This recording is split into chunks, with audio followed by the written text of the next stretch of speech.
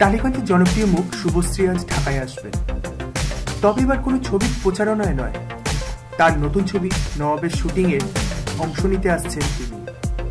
আর এবারের ছবিতে তার সেই নবাব হচ্ছেন ঢালিউডের কিংখ্যাত নায়ক শাকিব খান। এবারেই প্রথম এ ছবির মাধ্যমে শাকিব ও শুভশ্রী একসঙ্গে কাজ করতে যাচ্ছেন। ছবিটি যৌথভাবে পরিচালনা করেছেন বাংলাদেশ থেকে আব্দুল আজিজ ও ভারতের নির্মাতা জয়দেব মুখার্জি। আব্দুল আজিজ ছবির কাজের বিষয়ে মানব জমিনকে বলেন, আগামীকাল থেকে টানা ৮ দিন বক্সবাজারে এ ছবির দৃশ্য ধারণের কাজ হবে। সেখানে শাকিব ও শুভশ্রী ছাড়াও অন্য শিল্পীরা অংশ নেবেন। বক্সবাজারের কাজ থেকে শেষ করে কলকাতা ও থাইল্যান্ড ছবির বাকি কাজ শেষ হবে। বেশ বড় বাজেটের ছবি হতে যাচ্ছে। আশা করি শিকারী ছবির চেয়েও দর্শক এই ছবিটি বেশ পছন্দ করবে।